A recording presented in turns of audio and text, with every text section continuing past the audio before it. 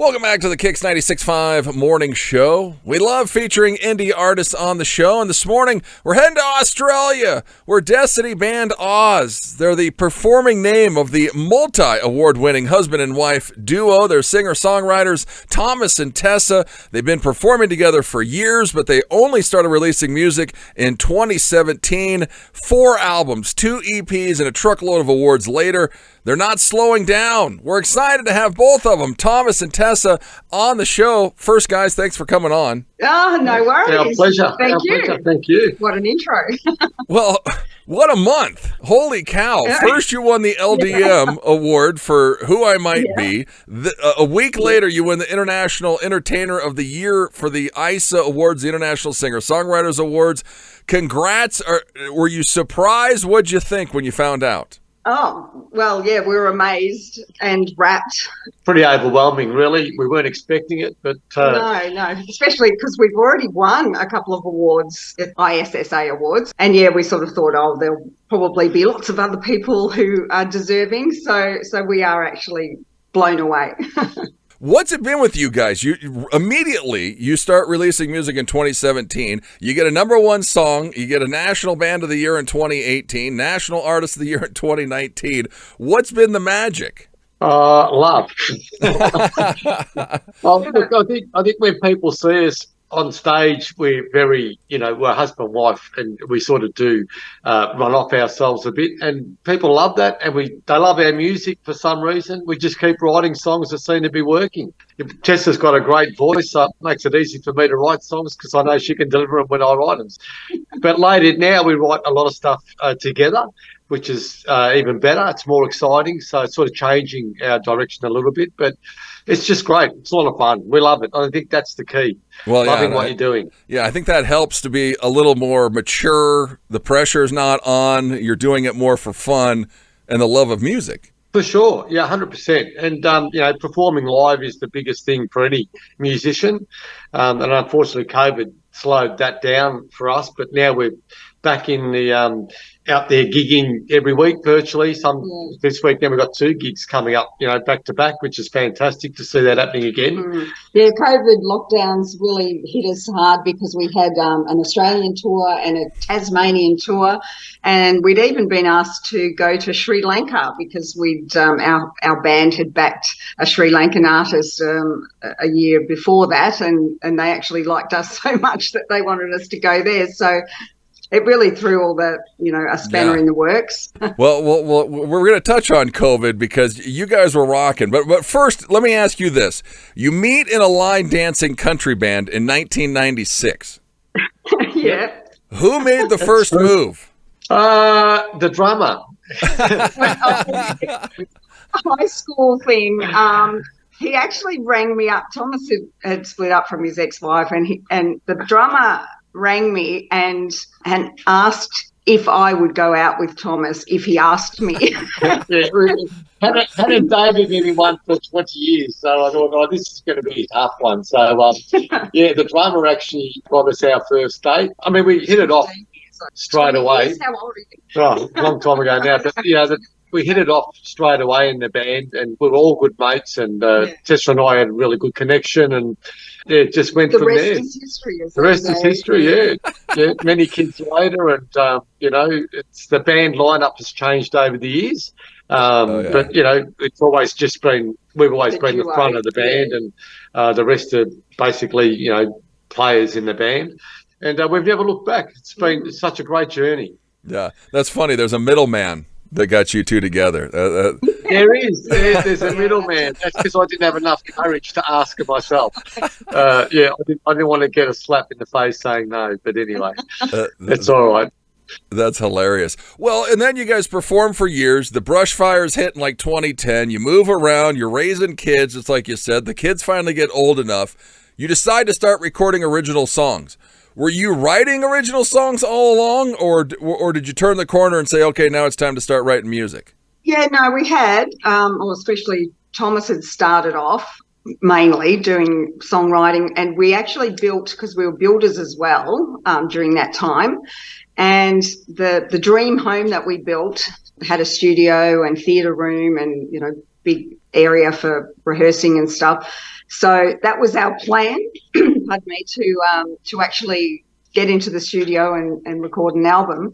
And then, of course, Black Saturday hit and all the plans went awry, and we moved away and we found our little slice of heaven, which Thomas wrote a song called Slice of Heaven down here in Gippsland. And, so we basically got a group of guys together to record with us. And it started out, a lot of people asked us, have you got a CD or have you got, because when they watched this play, they wanted something, and we never had anything. So it really just started out as a demo CD, which ended up in being an album, which was pretty rough. The first album wasn't probably at the quality that we're at now, but one day we will revisit that first album and re-record it. That's on the plans to do too. Yeah, go check these guys out. Destiny Band Oz. They're at DestinyBandOz.com. They're on Facebook, Twitter, Instagram. Who I Might Be is the latest album. Holding On is the single. You guys touched on it about COVID a little bit, but I talked to Tessa in like 2019, 2020. You guys were winning a ton of awards. I mean, you had so much momentum. You were going to go somewhere and record an album. How bad was COVID? How bad were you guys locked down? We had the hardest lockdown in the world, even though Australia was probably not even hit as hard as the rest of the world. So, there was just so much anxiety and worry and not knowing. It was really certainly scary. Put the fear into us. And we had, my dad was living with us. He's in his 90s, and Tessa's mum still lives with us. She's in her 90s. So we were really worried about them as well. And, because the fear, everyone's safe, the fear was just like, if you get it, you're going to die. That's basically what they were saying, if you're elderly. And, I don't think Tessa went out at all. I did all the shopping, and that was very limited. You're only allowed to go basically get your groceries and come home. You had to have a reason. If the police pulled you over and you didn't have a good reason why you're out, you'd be fined. So it was pretty hard. It was hard to take, that's for sure. Yeah, well, and sorry about your dad, Thomas. He passed away recently. Yeah, about 4 weeks ago, Dad passed away. Yeah, but look, he got to near 95, nearly 95. He had a good innings. Yeah, and he went peacefully in his sleep. So that's the best way to go. Yeah. Well, and your mom is living with you, Tessa? Your mom's living there now? Yeah, it's in a granny flat, so it's sort of separate to the house. But she's just turned 90, and we just take her dinner down, and I take her shopping and look after her. And she's really good though for her age. Oh, she's amazing for her age, amazing. So and that's good. What did the kids do during COVID? Did they have to move back home, or where were they at? Yeah, no, they were home at the time, and I just tried to restrict them as much as possible, although the youngest daughter told us the other day that she used to sneak out when we were asleep. She sneaked out. Yeah, we didn't know anything about it. She snuck out with friends and pick her up on the farm, and they'd go and have a few drinks or whatever they did and come back home without us even knowing. Yeah, so I'm like, okay. It was hard on them because, like Crystal would have been 18, like she just got a license, freedom, and then bang, you can't do anything. And it affected everybody. It really did. It affected, like, our music just ground to a halt. We just didn't gig. We didn't get out. We didn't perform. And even now it's taken a good, I reckon probably in the last maybe 6 months, it's really started building up again where people are coming out and, watching bands, and because people are still reluctant to get out because they're used to being home. I'll stay home and I can watch the footy or I can save money. Yeah. So, but the last probably 6 months with gigs back in the clubs, and that have been full houses again, and getting sold out shows, which is what we love doing. And but towards the end of COVID in 2020, the lockdowns at least, we had a chance to record, and we went with a new producer, and that's the COVID lockdown recording that we did. Okay. Right at the end of 2020. One of the songs was called It's a Shame. That's sort of like our COVID song. Started out a little bit differently, but then, seeing all the riots and everything, it was just, the world went crazy. So, there were a few sort of social commentary type songs on the album as well.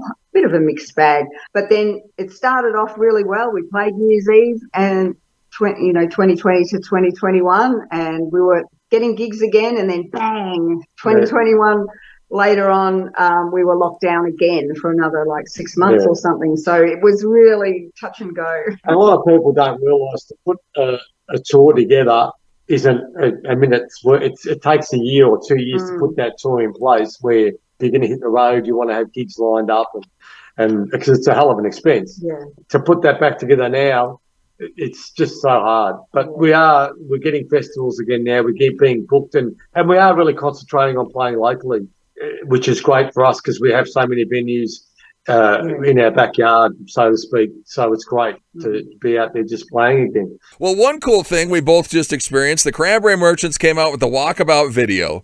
I'm in it. Yeah. You guys are in it. What did you think when they came to you and asked you to do this? Oh, well. A lot of fun. Yeah. It's awesome. We get on really well with Steve and Diane.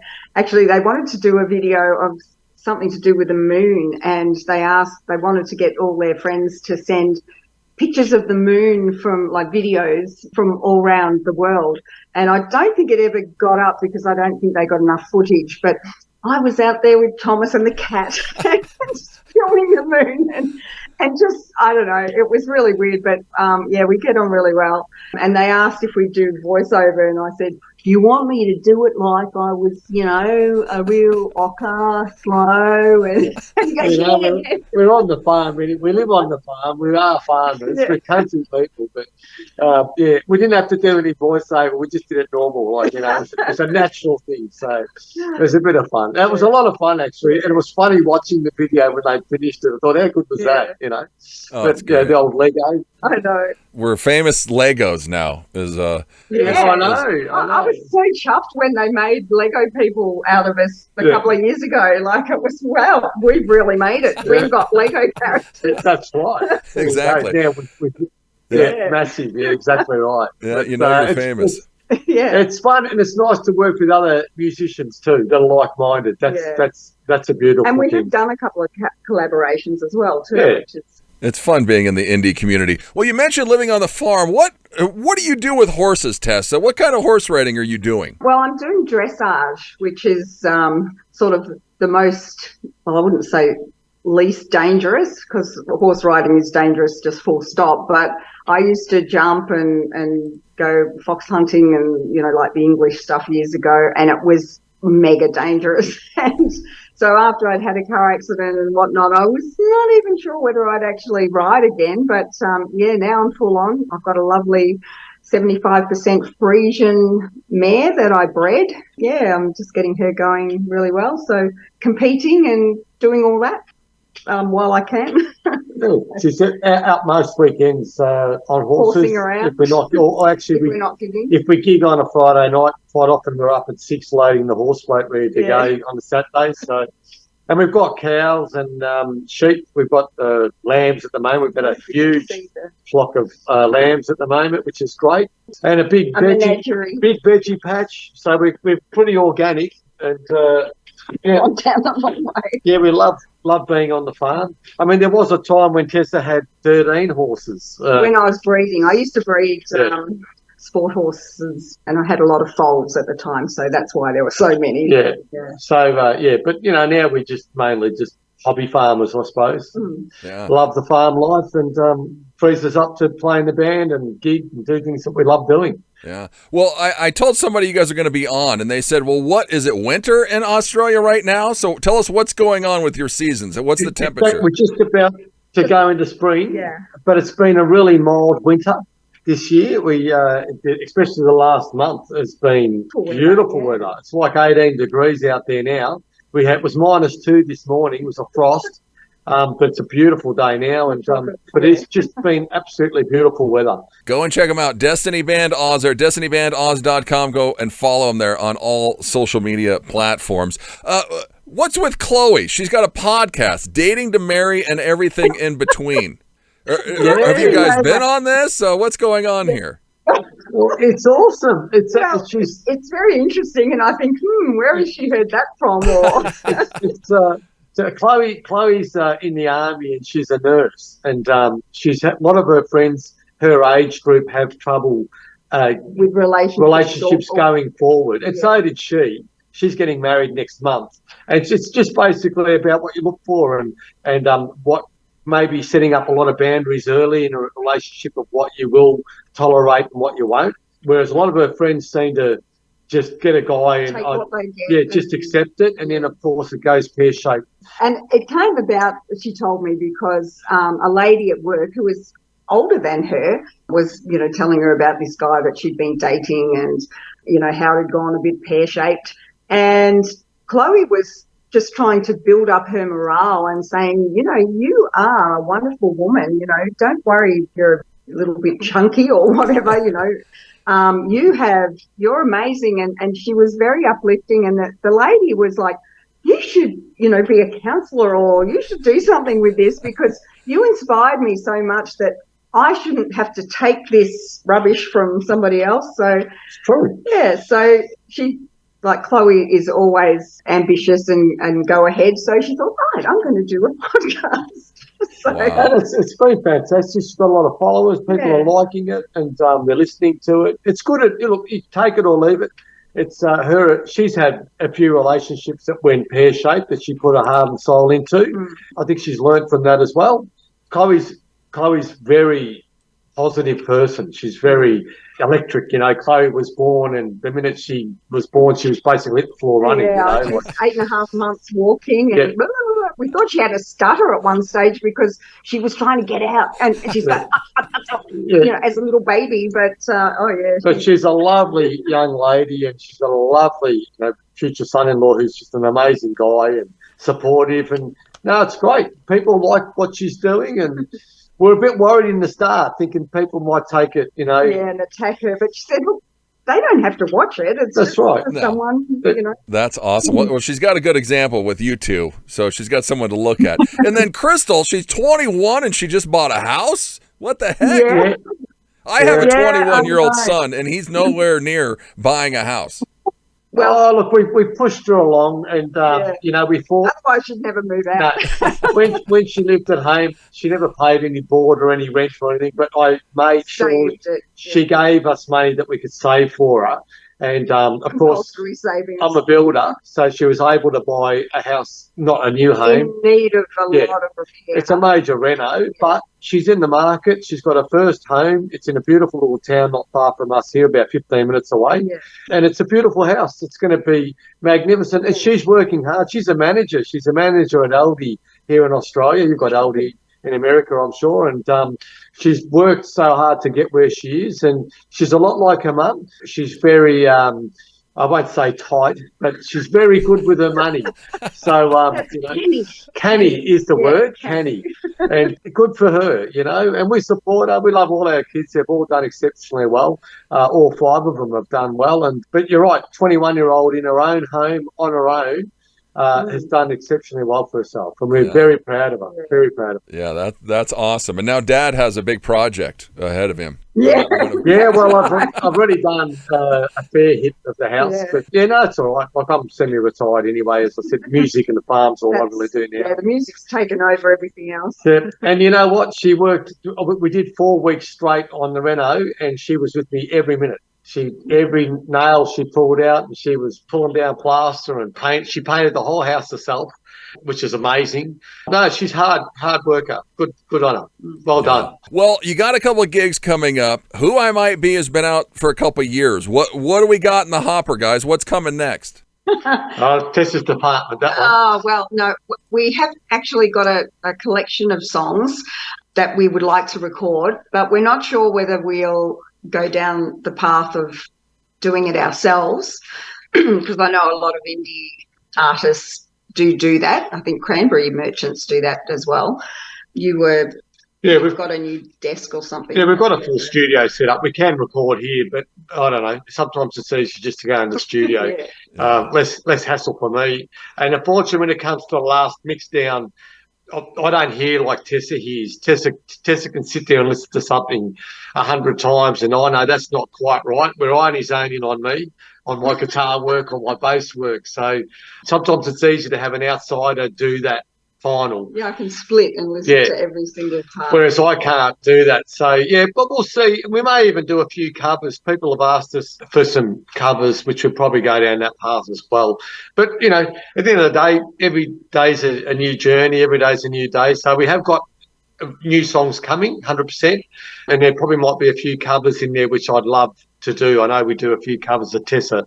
Absolutely smashes. I'd love to do those as well. So, yeah, there'll be something coming up. Don't worry about that. Something's Definitely. always coming from Destiny Band Oz. And no pressure, guys, because you release 9 of your 10 songs on Who I Might Be, and they all go to #1. So no pressure on the next. No, I know. And we've got one more song that we're going to release actually on the 25th of August, which will be the last song from that album, because we just thought, you know what?